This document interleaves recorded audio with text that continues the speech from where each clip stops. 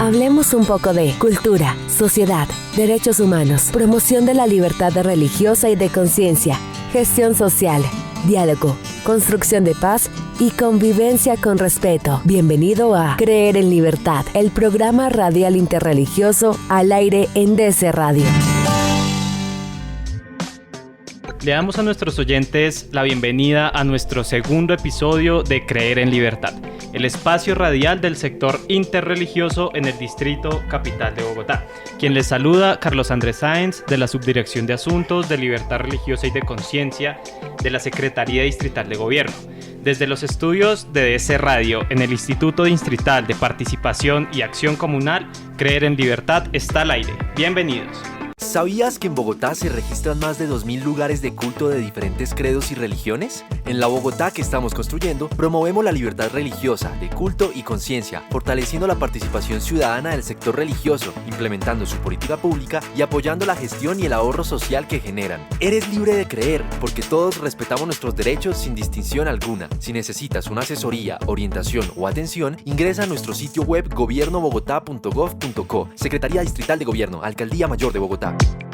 Quiero empezar este programa, nuestra segunda emisión, como lo decía al inicio, dándole la bienvenida y también saludando especialmente a quienes nos acompañan en esta mesa de trabajo.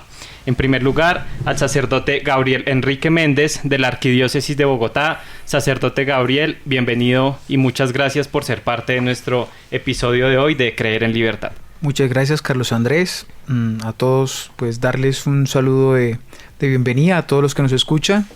Pues aquí estamos de parte de la Arquidiócesis de Bogotá. En nombre de Monseñor Luis José Rueda Aparicio, también hago extensivo este saludo a toda la ciudad. También de parte de Monseñor Ricardo Pulido, que hace parte del Consejo Episcopal de Bogotá, que pues trabajamos con esta iglesia que camina en la ciudad-región de Bogotá. Muchísimas gracias, Carlos. A usted muchas gracias por acompañarnos y esperamos que sea un espacio muy interesante, que Creer en Libertad sea lo mismo que ocurrió en el primer episodio, que sea un espacio con muchos mensajes emotivos para el sector interreligioso y que vuelva a tener la misma aceptación en nuestra audiencia que tuvo nuestra primera emisión de hace 8 días. Es lo que buscamos de esta mesa. También saludo especialmente a Angélica de la Subdirección de Asuntos de Libertad Religiosa y de Conciencia. Angélica, bienvenida. Gracias, Carlos. Muy buenos días para todos los oyentes de la emisora que están aquí precisamente para creer en libertad, para conocer este espectro interreligioso que tiene Bogotá para mostrarnos, para conocer, para aprender y sobre todo para poder vivir de forma armoniosa y respetando las creencias. Entonces, un gusto poder estar acá, un gusto poder tener acá al padre Gabriel, que viene trabajando con nosotros en la subdirección hace bastante tiempo y ha podido desarrollar bastantes proyectos de los cuales nos puede contar. Gracias, Angélica. También darle la bienvenida a María Fernanda Castillo, también compañera y coequipera en la Subdirección de Asuntos de Libertad Religiosa. María Fernanda, bienvenida. Muy buenos días a todos, bienvenidos, bienvenidas. Quiero hoy darles un muy caluroso saludo desde la Subdirección de Asuntos de Libertad Religiosa y de Conciencia. Muy contentos de estar hoy acá y sobre todo muy contentos de estar con el padre Gabriel. Vamos a hacerle preguntas, vamos a hablar con él sobre diferentes acciones, actividades y especialmente o particularmente un poco conocer la experiencia con relación a presupuestos participativos, si es posible, así que podamos hacer nuestra jornada el día de hoy. Gracias, María Fernanda. Y no quiero iniciar este programa de hoy sin darle también paso al subdirector Andrés Felipe Arbeláez Vargas, el subdirector de Asuntos de Libertad Religiosa y de Conciencia, quien ha preparado para nosotros un mensaje el día de hoy. Muy buenos días. Un saludo muy especial nuevamente desde Creer en Libertad en esta mañana de hoy. Un saludo a Carlos Andrés allí en la mesa de trabajo, a las compañeras Angélica, María Fernanda, al sacerdote Gabriel, la Arquidiócesis de Bogotá, en fin, que nos están acompañando en el programa de hoy. Contarles pues, muy contentos, hemos conseguido una aceptación muy importante en medio del sector interreligioso con nuestra primera edición, comentarios positivos, abundantes, generosos, hay mucha expectativa. muchas confesiones religiosas, comités de libertad religiosa, lideresas del sector religioso, activistas del sector religioso que quieren ya estar en el programa y compartir con todos en creer en libertad. Entonces, pues dejarles este saludo el día de hoy y pues muy contento que sigan avanzando y que sigamos conversando como lo tenemos pensado y se ha estructurado para el día de hoy acerca del aporte social, la gestión social, el ahorro social del sector religioso. Hay unas cifras muy importantes, algo inmenso que se está sucediendo en la ciudad y pues bueno, ya les contarán más detalles como lo han hecho durante la mañana de hoy en lo que queda del programa. Muchas gracias, un saludo para todos. Un momento de creer, reflexiones y diálogo. Y como ya escucharon, inicia el espacio Un Momento de Creer. Este primer bloque de Un Momento de Creer lo que busca es generar procesos de reflexión y diálogo desde las diferentes confesiones, denominaciones que tenemos en el Distrito Capital de Bogotá. Un Momento de Creer, como lo digo, Padre Gabriel, es el espacio de reflexión desde la creencia que usted profesa. Entonces queremos que se tome unos minutos la palabra en esta emisora Creer en Libertad para que nos pueda contar un poco acerca de esa reflexión que podemos hacer el día de hoy. Bien, muchas gracias, Carlos. También doy un saludo a María Fernanda, Angélica. Gracias por acompañarnos, por permitirnos compartir este momento con ustedes. Pues yo quiero comenzar mi reflexión sobre una realidad que estamos viviendo como universo, como mundo. Sin pretender pues ser exhaustivo en un análisis, quiero hacer presente la realidad que vivimos hoy. Vivimos en el mundo un contexto como difícil, ¿no? Acabamos de pasar, estamos todavía en la pandemia, no ha llegado la endemia, estamos en una realidad de crisis también alimentaria. Esta mañana escuchaba yo varios países están ya declarándose en déficit económico. Parece que es un horizonte como sin esperanza, ¿no? Como difícil. Precisamente en este mundo lleno de tantas claves que podemos comprender, pues es necesario hacer y validar una llamada al diálogo, a la unidad como mundo, como personas humanas, ¿no? Porque ciertamente estamos en un mundo mucho más confortable que el de nuestros antepasados, de nuestros padres, de nuestros abuelos. Pero voy a retomar una palabra del Papa Francisco en la encíclica Fratelli Tutti, en la cual decía él: estamos hoy en una sociedad cada vez más globalizada, que nos hace muchas veces más cercanos, pero no ciertamente hermanos. Es una frase que a mí me ayuda mucho para que iniciemos, ¿no? Estamos muy conectados, pero muchas veces es difícil reconocernos entre nosotros. Conectados pero desconectados. Exactamente. Cerca pero lejos. Cerca pero lejos. De pronto una pantalla es lo que tenemos o algún otro servicio, y pues en este avance, este globalismo que vivimos, pues es importante comenzar, y esa es mi reflexión que quiero hacerla presente, es comenzar a volver a entablar relaciones más humanas. Traigo a colación también un artículo que leía en estos días, hablaba de la importancia de la humanización en las relaciones, ¿no? Sobre todo a nivel empresarial. Me llamaba la atención que ya las empresas, por ejemplo, creo que era Compensar exactamente, esta empresa que tiene una participación importante en la ciudad, pues decían ellos que estaban buscando una manera de cómo humanizar sus relaciones. Ya no un servicio como, porque nos estábamos viendo nosotros a la persona humana como un producto. Uh-huh. Y creo que eso es bastante nocivo, porque nos hace perder una visión de la antropología realmente de la persona humana, del ser del hombre, y lo convertimos más bien en un objeto, ¿no? Entonces eso es muy importante, y mi reflexión es en ese sentido, pues poder cómo enfrentar estos avances de este globalismo, de esta ideologización que estamos viviendo hoy en el mundo de la pandemia, cómo corremos muchas veces pues con grandes progresos históricos, grandes progresos técnicos, pero muchas veces desconectados de la persona humana. Y yo creo que allí vengo a hacer el eco de nuestra fe. La Iglesia Católica, de alguna manera, quiere, y siempre su deseo ha sido el poder amar a la persona humana. Si quisiéramos enviar un mensaje de unidad a nuestra audiencia, ¿cuál sería ese mensaje? Un mensaje de unidad a nuestra audiencia, que todos somos hermanos, que todos tenemos, a pesar de nuestros contextos en el que vivamos, en el que desarrollemos nuestra vida, pues somos todos persona humana. Entonces voy a citar a Blaise Pascal, un matemático, filósofo francés. Dice que hay que conocer las cosas y a los hombres y a las cosas para poder amarlas. Entonces yo creo que mi mensaje sería: conozcámonos primero entre nosotros, y creo que es uno de los principios del diálogo interreligioso, ¿no? El reconocimiento del otro. Cuando yo comenzaba, tú me decías ahorita, Angélica, hace ya bastante tiempo que pues, vengo trabajando en el comité local de San Cristóbal. Uno de los primeros puntos con los que yo inicié fue la necesidad de reconocer al otro, porque a veces me sucedió un acontecimiento en mi parroquia. Alguien llegó de una entidad religiosa, de una creencia religiosa, y cuando me fui a presentar le dije: bueno, ¿tú quién eres? ¿Con quién estoy hablando? Hubo como una especie de nube, se eclipsó ese momento, no tuve claro quién era el otro tampoco lo expresó de una manera clara, y pues se crean los conflictos allí cuando no reconocemos quién es el otro. Si yo reconozco quién es el otro, pues puedo tener un punto de partida para poder dialogar. Entonces yo diría que es conocernos, algo fundamental para poder iniciar el diálogo interreligioso, y no solamente interreligioso, sino en todos los aspectos de la sociedad.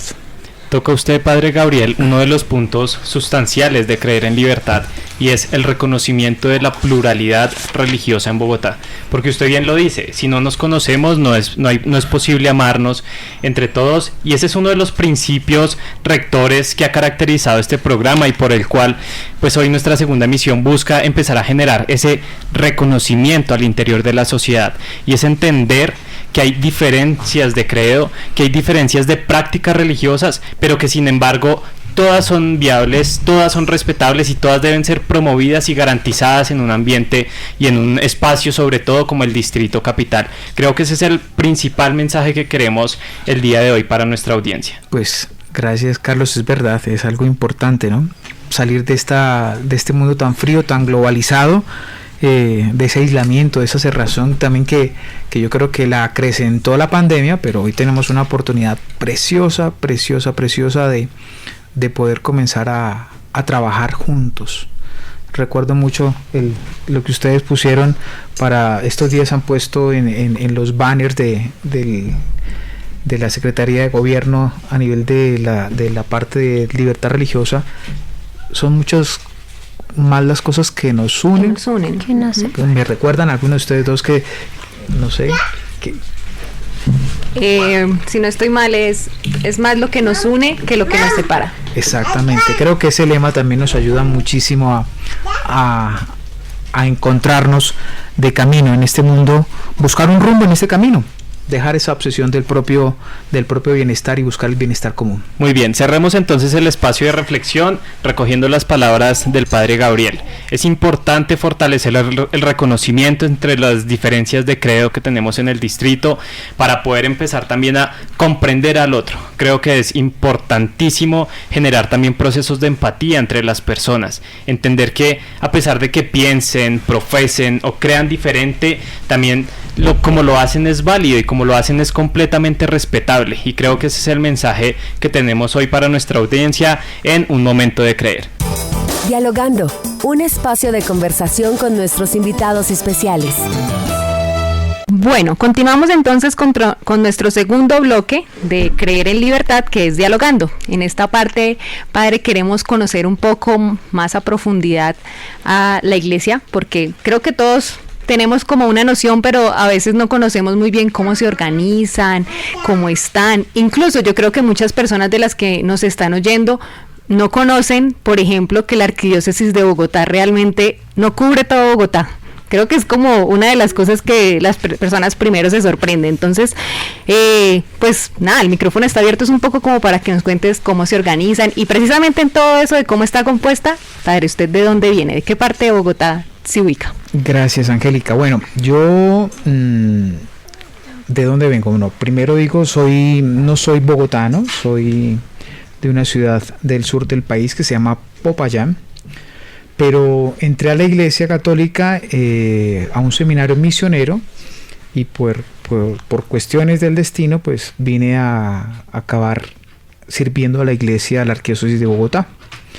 Entonces llevo 13 años aquí en Bogotá como sacerdote, 2 años más, 1 año más de formación dentro del seminario, por lo que ya llevo casi ya 15 años en la ciudad y yo me considero realmente con el corazón grande, ya muy bogotano, amando, como decía hace un momento, lo que no se conoce no se puede amar, y ya conociendo a Bogotá uno comienza a amarla, ¿no? Con todas sus diversidades, con todos sus bemoles, con todos sus cambios, ¿no? Con este clima que un día hace sol, otro día lluvia, pues eso ha sido un poco el cariño que le he cogido a la ciudad. Y como decías tú, la Arquidiócesis de Bogotá lleva muchísimo tiempo. Voy un poco a la historia, ¿no? La Arquidiócesis de Bogotá tiene su presencia como iglesia católica desde el tiempo de la fundación, en el costado oriental de la Plaza de Bolívar, cuando Gonzalo Jiménez de Quesada decide iniciar este proceso diría yo, de evangelización, ¿no? Porque lo primero que se hace es una Eucaristía, se inicia en esos ranchos que se hicieron ahí frente a la plaza. La primera acción que se hizo fue celebrar una Eucaristía el día de la Transfiguración del Señor, en agosto. ¿Ustedes me acuerdan cuándo fue la fiesta de Bogotá? El 7 de agosto. 6 de agosto, me rectifican acá. 6 de agosto, exactamente. Vísperas de la fiesta de la Transfiguración. En ese día se celebró una Eucaristía, y con esa Eucaristía pues se dio inicio a esta presencia de la Iglesia Católica con Fray Domingo de las Casas, quien presidió ese 6 de agosto de 1538 la Eucaristía, y podríamos decirlo que ese es el inicio de la misión como Iglesia Católica dentro de la ciudad. Lo pongo como origen, como génesis. Han pasado muchísimos años de historia, de misión, y me preguntabas tú que es increíble que Bogotá no sea una sola diócesis, ¿no es cierto? Sí, claro, son cosas que la gente muchas veces desconoce porque ve a la Iglesia Católica como un todo, pero a veces no. Somos un todo, claro. Es una unidad, pero se sirve para poder servir mejor, pues se ha hecho hace un tiempo una división. Entonces, la Arquidiócesis de Bogotá está conformada por las vicarías episcopales dentro de la ciudad y tiene también como hermanas iglesias que nos acompañan por decisión también del Papa, 3 diócesis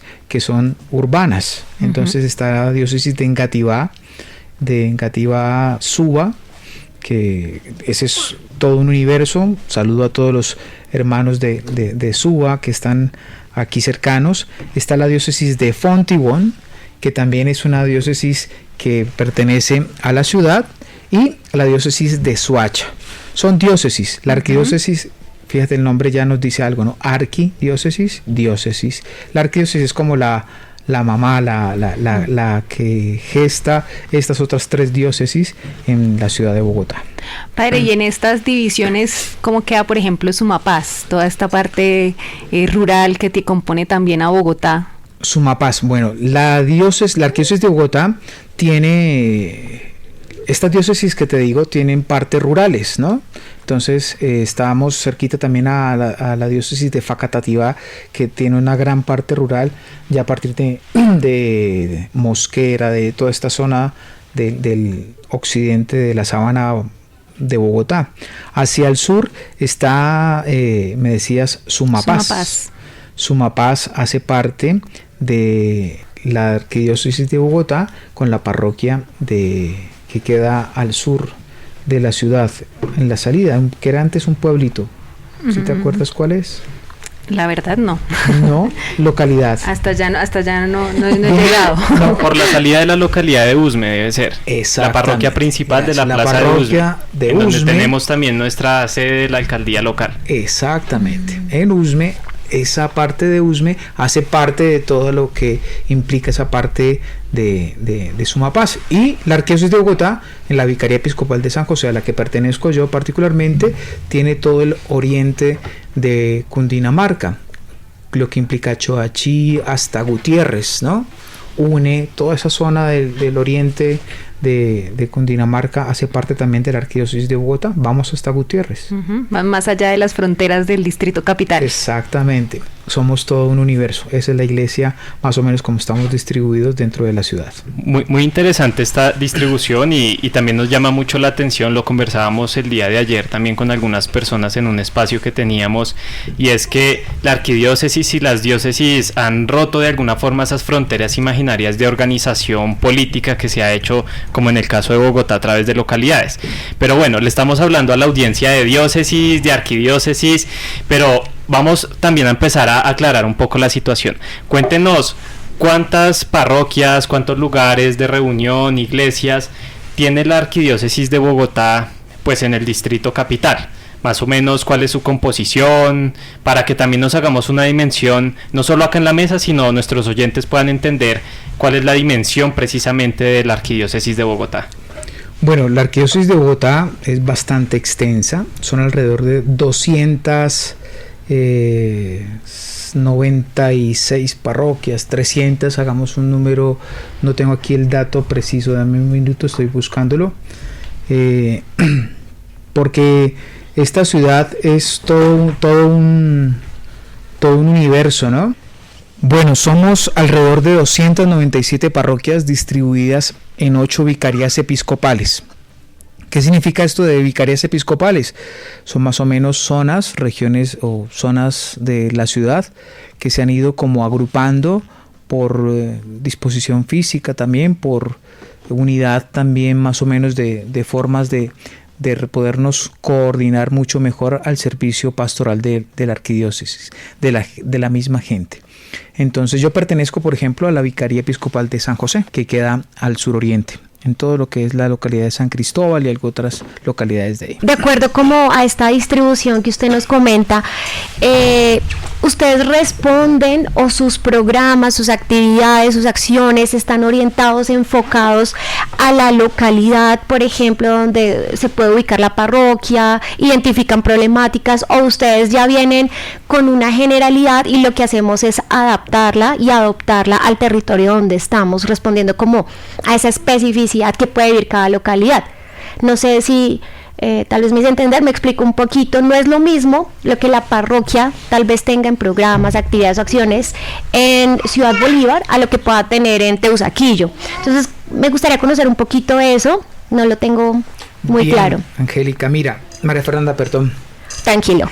María Fernanda, mira, la arquidiócesis tiene unas líneas, en ese sentido se llaman centros de misión o centros de atención, se llama la Vicaría de Evangelización, y estos centros están distribuidos en varios aspectos, uno como de acompañamiento a toda la gente, otro de una manera doctrinal del servicio de las comunidades y otro, por ejemplo, de atención social. Entonces son 3 centros que más o menos coordinan las iniciativas que son dinámicas. Hay iniciativas, por ejemplo, que surgen en una parroquia y se pueden multiplicar en otras parroquias, son ejemplos que se pueden hacer, o iniciativas que se asumen desde un universo ya mucho más grande, más universal a nivel, diría yo, de toda la iglesia católica en el mundo, y se pueden aterrizar a una singularidad parroquial. Entonces es dinámica, no es una estructura, como te digo, estática, de pronto que puede dar muchas veces a que se vuelva paquidérmica. No.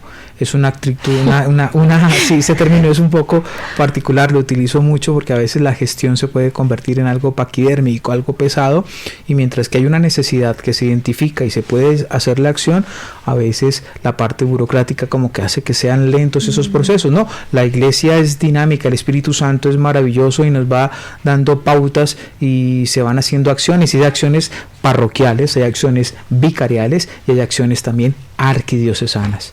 Entonces, en ese sentido, para que están los 3 niveles de atención y de servicio. Y en esa misma línea, otra preguntita. Específicamente, ¿cuál puede ser para que nuestros oyentes, a través de esta pregunta, conozcamos, me incluyo también ahí, el rol en materia espiritual que ustedes hacen? Entendería yo que va por la parte del aporte o atención social que usted nos menciona, pero específicamente, ¿Qué hace la Arquidiócesis? La Arquidiócesis de Bogotá tiene muchas acciones. Te voy a hablar de unas cuantas, voy a hablar de las más representativas. Por ejemplo, tenemos el caso del Banco Arquidiocesano de Alimentos, que hace una ayuda humanitaria a través de mercados y elementos de primera necesidad. Entonces, este banco de alimentos, cada parroquia, por así decirlo, casi que se convierte en un satélite de este gran proyecto que es el Banco de Alimentos. Te voy a decir, por ejemplo, que en lo corrido del 2021 se logró socorrer a más de 530,000 personas, más o menos, ¿no? A través de 901 organizaciones beneficiadas. Y entre esas organizaciones beneficiarias del Banco de Alimentos, te estoy hablando no solamente de entidades católicas, también hay al Banco de Alimentos se acercan otras entidades de fe. Genial. Entonces es una ayuda social. Más de 91,000 millones de pesos se han dado. Ahora hace poco hicimos un informe, hablábamos ahorita con Angélica de este informe, ¿no? De un poco de poder ver todo el aporte que se puede llegar a hacer. Ese es un pequeño ejemplo. Está la Fundación de Atención al Migrante, que es también una ayuda importante en la ciudad, mucho más de esa realidad que vivimos. Yo quisiera que nos detengamos un poquito ahí en la Fundación de Atención al Migrante, porque han sido uno de los primeros respondientes del sector religioso frente a esta gran crisis humanitaria que se presentó desde finales del 2017. Y eso, como usted bien lo dice, pues es un proyecto de la Arquidiócesis de Bogotá, y como le vengo mencionando, pues ha sido una de las entidades más importantes y una de las entidades sobre todo pioneras en materia de atención, no solo a migrantes, sino también a refugiados e incluso a población retornada colombiana que se encontraba en Venezuela en su momento, que había salido por las diferentes bonanzas petroleras, por diferentes circunstancias, sobre todo cuando el país vecino pues estaba en una situación económica mucho mejor, pero población colombiana que tuvo que retornar al país. Y ahí está esta Fundación de Atención al Migrante, o FAMIC por sus siglas, y tiene un trabajo muy interesante y tiene un trabajo también muy importante con esta población en condición de vulnerabilidad. Entonces, no sé, Padre Gabriel, si nos pudiese contar un poquito más acerca de la fundación. Bueno, la Fundación Atención al Migrante tiene como objetivo pues desarrollar acciones al servicio del bien de los migrantes, como tú decías, especialmente a personas que estaban en situación de desplazamiento. ¿Qué se hace ahí? Se acoge, se hace orientación también psicosocial, se hace formación, se hace capacitación laboral para que puedan también de alguna manera vincularse en una realidad nueva, en un contexto nuevo del que muchas veces tantas personas y grupos familiares pues no han nunca participado de ella, ya sea por situaciones civiles, por situaciones de violencia. Entonces es un componente muy bonito que tiene la Arquidiócesis de Bogotá en poder atender a tantas personas para poder, a través de estos principios católicos, servir a tantos hermanos que lo necesitan. Esa es la Fundación de Atención al Migrante. Como dato así particular te puedo decir, en este tiempo de pandemia, desde 2021, tenemos aquí un pequeño informe, se han apoyado a más de 750 familias, se han apoyado a través de acogida, de beneficio también de alimentación, ¿no? Como el ACNUR, la Unión Europea, también se unen muchas veces a estas atenciones. Tenemos algunos comedores que tuvimos al inicio, antes de la pandemia, y está en varias partes de la ciudad también, en los lugares muchas veces que son no identificados. Muy importante esta cifra, repitámosla a la audiencia: 751 familias aproximadamente en atenciones que ha hecho FAMIC, pero atenciones propias. Recordémosle también a los oyentes, son atenciones propias, porque también en términos de intermediación con diferentes organizaciones multilaterales incluso, pues tienen muchísimas más acciones, pero 751 familias desde el año 2021, muy importante estas cifras. Sí, ese es solamente ese año, porque la fundación ya tiene muchos años de existencia. Fue el deseo también de uno de nuestros arzobispos en la Arquidiócesis de Bogotá de dejar este espacio para poder acompañar a los migrantes. Vale. Yo sí no quisiera dejar pasar tampoco la mención sobre el Banco de Alimentos, porque creo que también fue bastante rápida, y me parece importante mencionarle a todos nuestros oyentes la función interreligiosa que cumple el banco. Porque es que no es, como mencionaba el padre, no son solo los católicos. Realmente yo conozco muchas, pues desde la subdirección, muchas fundaciones, entidades que han hecho alianzas y han hecho diferentes trabajos por los cuales trabajan con el Banco de Alimentos y han podido beneficiar muchísima población. Entonces también es como una invitación como para que todos y todas conozcan sobre el banco, para que también puedan buscar. No es algo exclusivo, no es algo excluyente de una religión ni nada de eso. Incluso recuerdo que el padre Daniel Saldarriaga, que también ya lleva bastantes años, lleva muchos años allí, un padre maravilloso también, lo conozco desde hace un buen rato, decía en una entrevista que le hizo Secretaría de Gobierno que el hambre no es exclusivo de ninguna religión, ¿no? No, precisamente nada. Por eso están abiertos. Entonces, para que ustedes que nos están allí oyendo sepan que el Banco de Alimentos está abierto para trabajar con cualquier religión, porque lo que buscan es precisamente beneficiar a la población, ¿no? Incluso, es un proyecto en función del bien común. Yo creo que ese es uno de los ejes también que debe movernos en todas nuestras acciones, en todos nuestros programas como iglesias, ¿no? Uh-huh. Y también quería dar como un poco el dato que de pronto algunas personas no conocen, y es que el Banco también de Alimentos ha sido fundamental en situaciones de emergencia en Bogotá.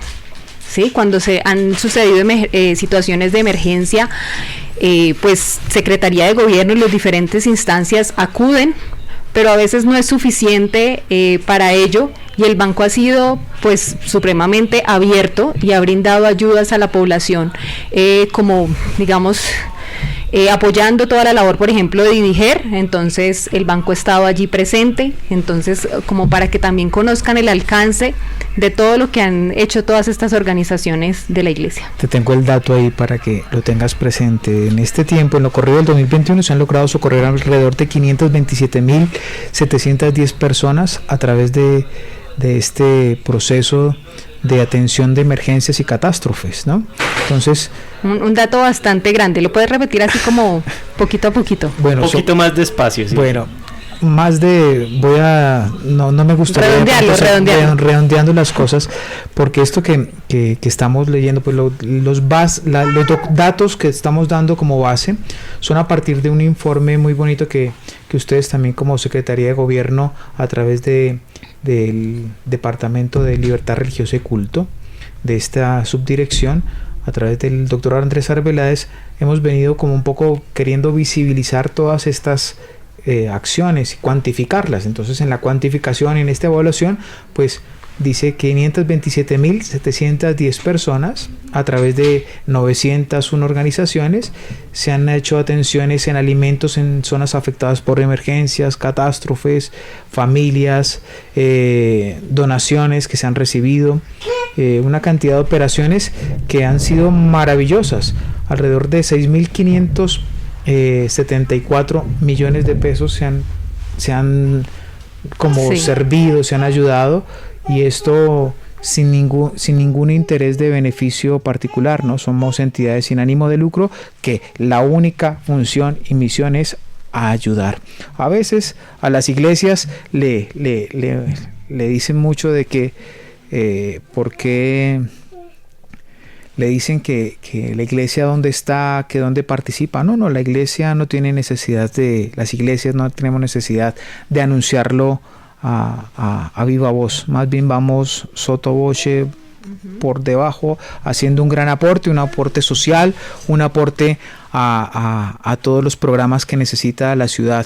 Hay atención tanto así como hablamos de alimentaria, de atención a los migrantes, también tenemos atención educativa, tenemos programas para la niñez, programas de formación, programas de educación, las instituciones. Entonces está el CEAP, que es la unión de todos los colegios de la Iglesia Católica dentro de la ciudad. Entonces, cuando uno va haciendo suma de esto, el aporte y el apoyo de parte de todas las iglesias, en el caso particular mío de la Iglesia Católica aquí en la ciudad, pues es un aporte bastante generoso. significativo y también un aporte que desde el distrito debe ser reconocido y valorado también, porque es un aporte muy muy importante. Eso me recuerda también para recordarle a nuestros oyentes que en días pasados presentamos al Distrito Capital de Bogotá la cuantificación del aporte y el ahorro que le genera el sector religioso a la administración distrital. Y hablábamos de 3 cifras muy importantes, sin embargo quisiera dejar una única, pues hoy, porque ya hemos tocado en otros espacios esto, y es que el sector religioso ahorra al año 1.8 billones gracias a su aporte social en atención psicosocial, atención espiritual, atención humanitaria, que es todo un poco lo que nos contaba hace un momento el padre Gabriel, que hace parte no solo del sector, en este caso católico, sino de todo el sector interreligioso. Ese 1.8 billones es la cuantificación de todo el sector interreligioso en la ciudad, donde también pues un aporte muy significativo al interior de esta cifra proviene de la Arquidiócesis de Bogotá y también de la Iglesia Católica. Entonces es importante que nuestra audiencia tenga esta cifra en mente. Así como tú dices, de esas cifras, pues cada parroquia también esto es un pequeño, diría yo, como una pequeña muestra, y a veces nos da como al interior de las iglesias como cierto temor de querer visibilizar esto, pero también es una realidad que toca afirmarla y reconocerla, y ustedes como entidad gubernamental pues es muy importante, y les damos las gracias de toda la cooperación y la manera que ustedes nos han ido apoyando e impulsando para poder reconocer también a nosotros mismos qué es lo que hacemos. Gracias, padre. Yo sí quisiera también, yo que voy aumentando todas estas cifras que el padre va diciendo en pequeños nombres, pero incluso en estos días, cuadrando también una gran obra que van a hacer, que con la Secretaría vamos a apoyar, son más de 20 colegios que tiene realmente a cargo la Arquidiócesis en Bogotá, ¿sí? Que a veces... pues precisamente lo que mencionaba el padre Gabriel, que mucha gente se pregunta, ¿y dónde está la iglesia? ¿En dónde no está? Está en muchísimos lados y de muchísimas formas está el aporte social, el aporte psicoespiritual, que ni siquiera es muy difícil de cuantificar, pero creo que es un gran apoyo que se da. En estos días hacíamos un proyecto, lo hablo ya desde el Comité Local de Libertad Religiosa de la localidad de San Cristóbal, con el presidente, con el pastor Cupertino y otros hermanos nuestros que trabajamos ahí, Lorena también. Hicimos un trabajo de querer visibilizar las acciones de este comité local. Es un comité muy pequeño dentro de la ciudad. La localidad de San Cristóbal, con sus alrededor de 400.000 habitantes, pues es una localidad importante, y vimos, damos gracias también al alcalde anterior, al doctor Ignacio, que con un decreto que fue proferido, el decreto 05 del 2019, hicimos la creación del Comité Local de Libertad Religiosa de San Cristóbal. Pues comenzamos a hacer un trabajo y queríamos visibilizarlo. Al querer visibilizarlo, pues tuvimos la oportunidad de presentar un proyecto de movilidad, queríamos hacer una semana cultural en San Cristóbal. El decreto 05 del 2019 se hizo la creación del comité local. Ahí comenzamos a querer hacer un trabajo de visibilidad en la localidad, y buscamos la manera de participar de alguna manera esa visibilización. Queríamos hacer una semana cultural, hicimos pues el lanzamiento de una semana cultural de San Cristóbal. Lanzamos ese proyecto y otro proyecto que también pudimos presentar. Padre, antes de que usted siga avanzando, sí me gustaría brindarle un contexto muy rápido a nuestros oyentes. Resulta que nosotros tenemos comités locales de religión, culto y conciencia en todo el Distrito Capital, y cabe aquí mencionar que el padre hace parte del comité local de religión, culto y conciencia de la localidad de San Cristóbal, y es importante también mencionar que este es un espacio creado por y para el sector religioso, y desde allí ustedes pueden incidir, participan y por supuesto logran cambios, actividades. Padre, ¿cuánto tiempo, así muy muy corto, usted nos puede mencionar, lleva en el comité? Lo iniciamos alrededor de noviembre, diciembre del 2019. Comenzamos a reunirnos varias entidades religiosas, y lo que buscamos es promover este diálogo interreligioso, la defensa de la libertad religiosa. De recordar que hoy existen unas políticas públicas de libertad religiosa que de pronto las desconoce también gran parte de los funcionarios del Estado, y que estos espacios están abiertos y que los aportes que podemos dar como iglesias de fe, como lineamientos estratégicos desde la parte de la iglesia, los aportes son maravillosos y generosos, ¿no?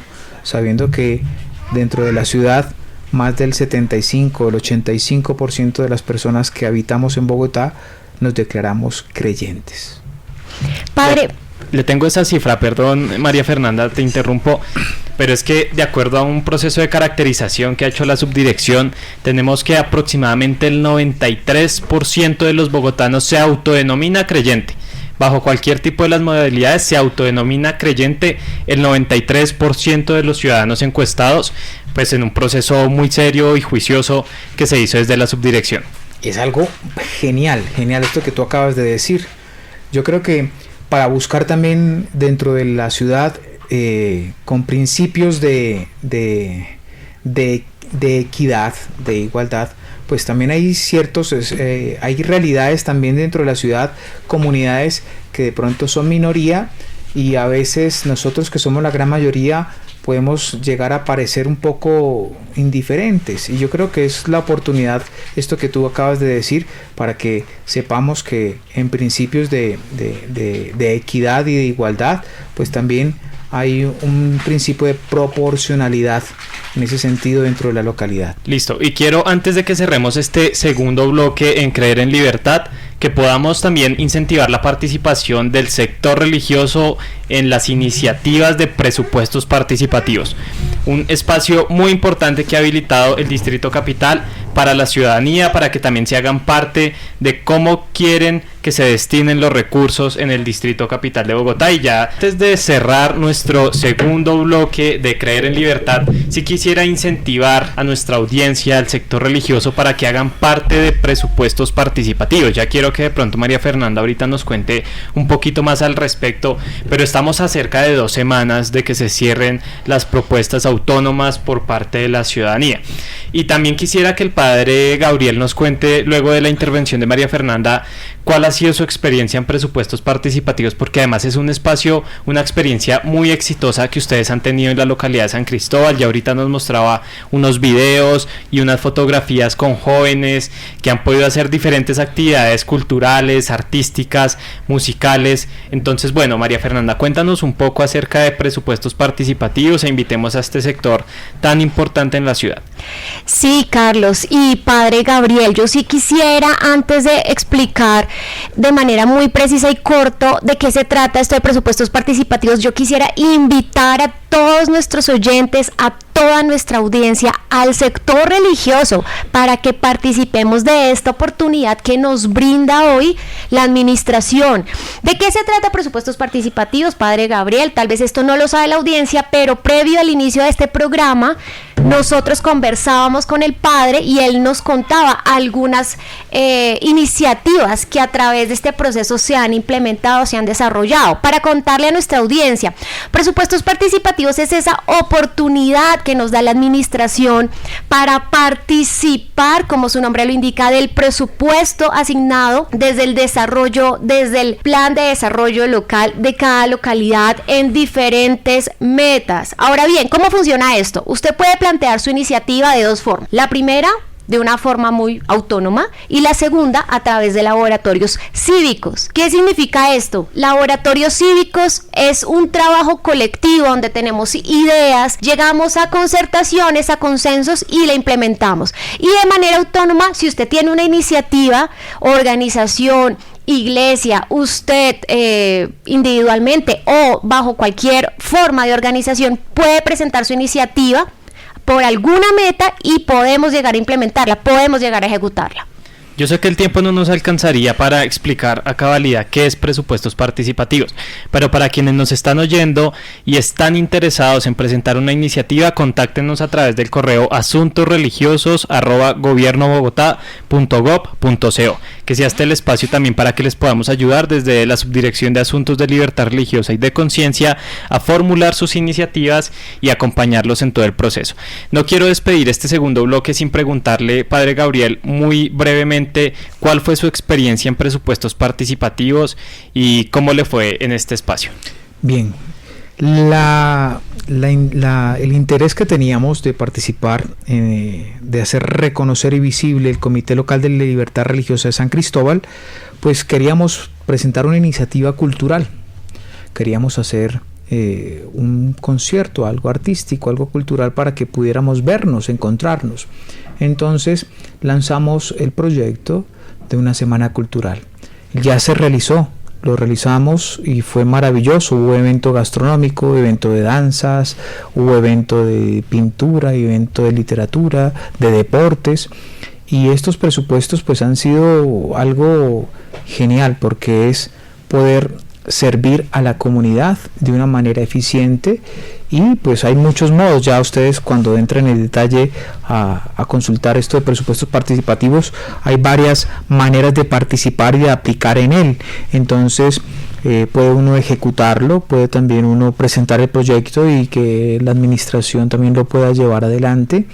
Entonces es una oportunidad preciosa, maravillosa, de poder también tener esa responsabilidad como ciudadanos de construir el bien común de nuestra localidad, de nuestra ciudad, y hacerlo bien, con eficiencia, con cariño, con amor, con respeto también de todos los demás. Entonces hicimos ese de movilidad, y posteriormente pues tuvimos la oportunidad de hacer uno de formación con 5 escuelas de música, arte y paz se llamaban.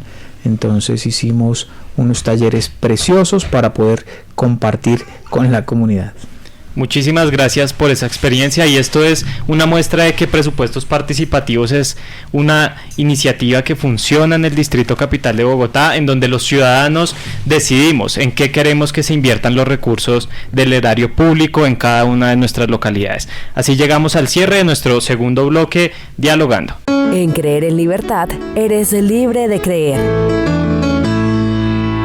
¿Sabías que Bogotá cuenta con una ruta de promoción y atención para las libertades fundamentales de religión, culto y conciencia? ¿Escuchaste bien? Tenemos un espacio para atenderte cuando sientas que tus libertades religiosas están siendo vulneradas. Contáctanos en la línea 338-7000, extensión 5330 y 5331, o al correo vulneracioneslr@gobiernobogotá.gov.co. Eres libre de creer. Secretaría Distrital de Gobierno, Alcaldía Mayor de Bogotá. Zoom. Conociendo de cerca las comunidades, confesiones y denominaciones religiosas en Bogotá. Empezamos ahora con nuestro tercer y último bloque en Creer en Libertad. Este se denomina Zoom. ¿Por qué Zoom? Porque le estamos haciendo un acercamiento a todas las confesiones, religiones y espiritualidades en el Distrito Capital de Bogotá. Y hoy queremos aprovechar la participación del Padre Gabriel en este espacio para que le hagamos Zoom a la Arquidiócesis de Bogotá y a la forma en que se profesa las creencias desde la Iglesia Católica. Así que, Padre Gabriel, quisiéramos que nos cuente un poco más acerca de ella al interior de la Iglesia. ¿Qué es eso que ustedes pueden decirnos diferencia de otras confesiones en la ciudad? Muy bien, respecto a esto de la Iglesia Católica, ¿yo qué les puedo decir? La Iglesia Católica es una sola, ¿no? Está en el centro de nuestra fe. Ya, ¿qué les puedo decir? A ver, históricamente, aquí nos tocaría hacer 2-3 programas para poder comenzar a hablar de todo ello desde la historia. Pero voy a hacer una pequeña síntesis, una pequeña breve historia de las religiones. Ya, por ejemplo, el primer cambio es en el siglo IV, ya a nivel de la Iglesia Apostólica, de los primeros discípulos, de los primeros apóstoles, tuvo un cambio radical. El cristianismo ya se desencadena de otra manera, se desata tras la conversión de Constantino, donde pasó de ser una minoría perseguida a una religión un poco más libre en el imperio, ¿no? Alrededor del 312, el año de nuestra era, Constantino, después de una batalla en el puente Milvio, bajo el estandarte de Cristo, pues contra Magencio, que era otro emperador, otra persona que quería llegar al poder, pues definió y decidió que la religión católica, de alguna manera, el cristianismo, fuera hegemónica de alguna manera. Esa unión de iglesia-estado tuvo una vinculación muy importante. En el 313 sale el edicto de Milán. Yo creo que eso es una fecha importante para el Comité Local de Libertad Religiosa, ¿no? Yo estos días investigaba un poco y es el primer elemento de libertad religiosa, el edicto de Milán, 313, el cual legitima la cristiandad y otras creencias dentro del Imperio Romano. Entonces es algo muy importante. Y ya el 325 se declara realmente lo que es la Iglesia Católica, con el credo de Nicea, el concilio de Nicea, un gran concilio que reunió a muchos obispos de la Iglesia, y se declara el credo de la Iglesia.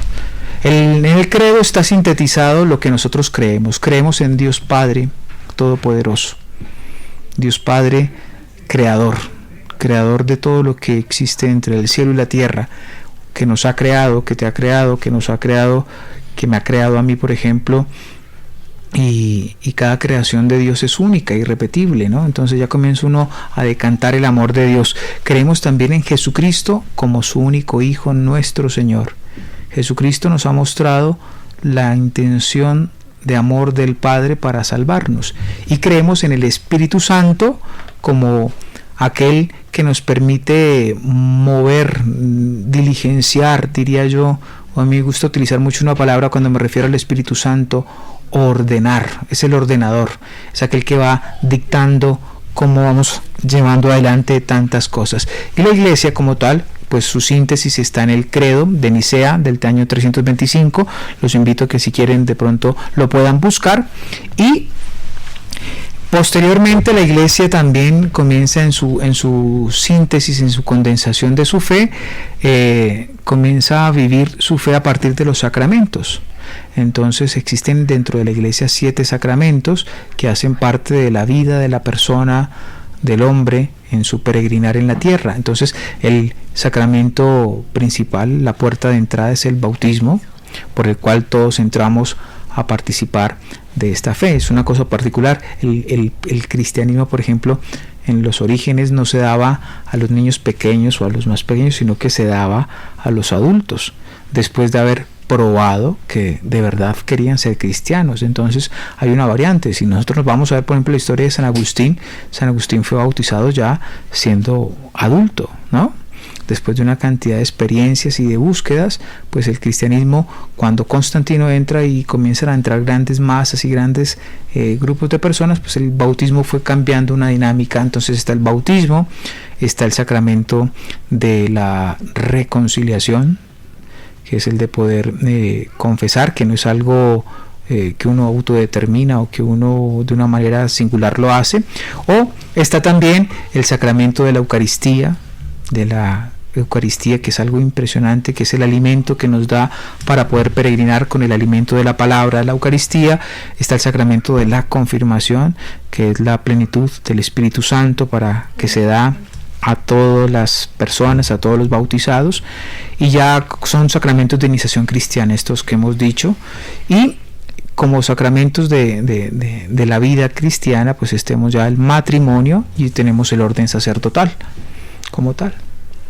Muy interesante eso. María Fernanda nos cuenta que tiene un par de preguntas. Muy interesante todo lo que usted nos ha contado hoy, padre, pero yo quiero hacerle 2 preguntitas muy rápidas y cortas que me causan curiosidad. La primera de ellas es: padre Gabriel, ¿ustedes los sacerdotes se pueden casar? Y la segunda, muy rápida: ¿el color negro es un indicativo de algo? Es decir, yo a veces veo ceremonias y tienen como una sotana blanca, en algunas oportunidades de un color como púrpura, pero mayormente es negro. ¿Eso es indicio de algo o es simplemente esas dos, padre, por favor?